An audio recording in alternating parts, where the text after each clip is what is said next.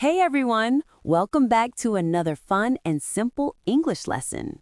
And today, we're diving into one of the tiniest but most powerful punctuation marks in English, the apostrophe. This little mark confuses even native speakers sometimes. But don't worry, by the end of this lesson, you'll use it like a pro. We'll break down what an apostrophe does, when to use it, when not to, and we'll even do a mini quiz at the end. So grab your notebook and let's fix one of the most common grammar problems together. Let's start with the basics. The apostrophe has two main jobs in English. Number 1, it shows possession when something belongs to someone. And number 2, it shows contraction when we combine two words and drop some letters. We'll go step by step through both, and you'll see how easy it actually is once you know the logic. Let's start with contractions, because you hear them every single day. Right. Contractions make English sound more natural and friendly.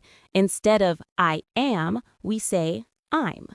Instead of you are, we say you're. I am, I'm. You are, you're. They are, they're. It is, it's. Do not, don't. Cannot, can't. The apostrophe replaces the missing letters. For example, in don't, the O from not disappears, and the apostrophe takes its place. Here's a quick speaking challenge for you. Repeat after us. I'm happy you're here, but I can't stay long. Did you notice the 3 apostrophes? I'm, your, can't. All contractions. Now, the most confusing pair. It's versus its. Yes, this one causes chaos online. It's means it is or it has. It's means belonging to it. Examples: it's raining outside equals it is raining. The dog wagged its tail equals the tail of the dog, not the dog wagged its tail. Remember this trick. If you can replace its with it is, then use the apostrophe. If not, don't. Simple.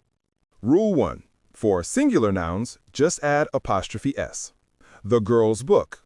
The book belongs to the girl. The dog's collar. The collar belongs to the dog. Rule 2. For plural nouns that already end in S, just add an apostrophe at the end.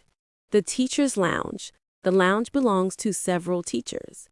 My parents' house. Rule 3. For plural nouns that don't end in S, add apostrophe S. The children's toys. The men's team. The women's restroom. Rule 4. For compound nouns, add the apostrophe to the end of the whole thing. My sister-in-law's car. The editor-in-chief's desk. And Rule 5. Shared or separate ownership. If two people share one item, add apostrophe S to the last name only. John and Nicole's podcast. They share one podcast together. If they own things separately, add apostrophe S to both names. John's and Nicole's scripts. Each has their own script. That one confuses even advanced learners, so practice with real examples. Here are 10 clear examples of apostrophe use following Rule 5, shared or separate ownership. Split into 5 shared ownership examples and 5 separate ownership examples so you as learners can easily see the difference. Shared ownership. One item shared. Add apostrophe S to the last name only. John and Lisa's apartment. They live in the same apartment. Tom and Jerry's cartoon. They star in one cartoon together. Sam and Emma's restaurant. They co-own the same restaurant. Ben and Clara's wedding. One wedding for both people. David and Maria's project. They're working on one shared project. Separate ownership. Each owns their own. Add apostrophe S to both names. John's and Lisa's cars. Each has their own car. Tom's and Jerry's houses. Two different houses. Sam's and Emma's dogs. Each owns a different dog. Ben's and Clara's reports. Each wrote their own report. David's and Maria's schedules. Each person has their own schedule. Quick tip for learners.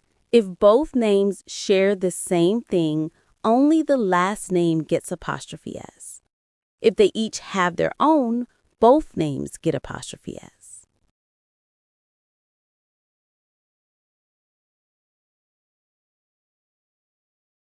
Here's one that many people forget. We also use apostrophes with time and quantities. Examples: a day's work, a week's notice, 2 years' experience. It shows possession in terms of time or amount. The experience belongs to those 2 years. Now, let's fix the most common mistakes made with apostrophe use. Mistake number 1, using apostrophes to make words plural. Example: bananas for sale. That means belonging to the banana. Correct: bananas for sale. Mistake number 2, misusing its and its. We covered this one, but it's such a big one, it's worth repeating. Its means it is or it has. Its means belonging to it. Mistake number 3, forgetting apostrophes in contractions. Wrong use: don't do that. Right way: don't do that. Mistake number 4, names ending with S. People say, do I write James or James's? Both are accepted, but James's is more formal in American English. James Carr is also fine. Just be consistent. Mistake number 5, random apostrophes everywhere. Wrong: CDs, pizzas, 1990s. Correct: CDs, pizzas, 1990s. No need for apostrophes in normal plurals. Time for a quick quiz. Type your answers in the comments below. Question 1. Which is correct? A. The cat licked its paw. B. The cat licked its paw. Question 2. Choose the right sentence. A. My friend's house is big. B. My friend's house is big. Question 3. Which one is correct? A. The teacher's lounge is upstairs. B. The teacher's lounge is upstairs. We'll reveal the answers at the end, but try to reason it out first. Let's recap everything you learned today. Use apostrophes for contractions. Don't, can't, it's. Use them for possession. Nicole's notebook, the dog's park. Use them for time expressions. A day's work. Don't use them for plurals. Apples, CDs, 1990s. If you're ever unsure, say the sentence out loud.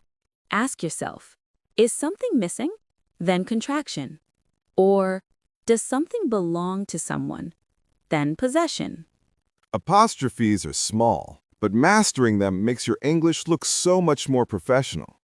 If you enjoyed today's lesson, give us a thumbs up and tell us in the comments one apostrophe mistake you've made before. And subscribe for more fun, easy English lessons every week. Remember, it's never too late to learn the right way to write.